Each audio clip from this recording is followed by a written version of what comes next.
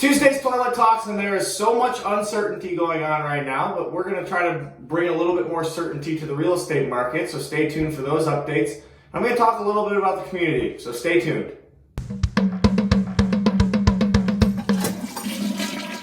No one right now is exempt from change or uncertainty, no matter your profession, no matter your family life, no matter who you are.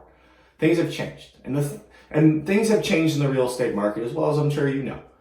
I'm not going on to listing appointments, or I can't show a house. I'm not considered essential, and that's the way it is right now, and that's the executive orders. But what I can do is I can still work from home. And I know how much buying and selling houses impacts the community. There's an economic stimulus from people buying and selling homes. So I'm doing my best to serve my clients, whether they're buying now or buying in 4 months. We're still adapting and still making our strategies complete with the latest executive orders. I'm doing virtual showings, virtual open houses, and we're still trying to close transactions that are in the process. And although the rules right now seem very strict, it's for the greater good of the community. And with that, we will all adapt because we know the economic impact of homes being bought and sold in the community. And I think the government understands that as well.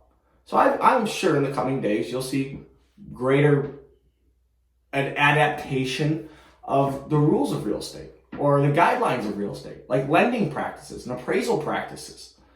You're going to see maybe more virtual appraisals being done. And every other part of the industry is going to adapt to that as well. We'll see what happens. It's uncertain right now. But what we do know is certain is that when we all get back to normal, there will be a demand for buying houses and there will be a need to sell someone's house.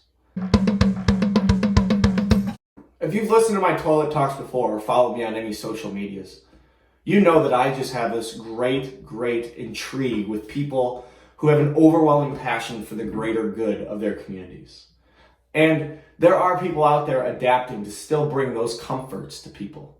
And it's their passion for the greater good that they still are delivering to the community.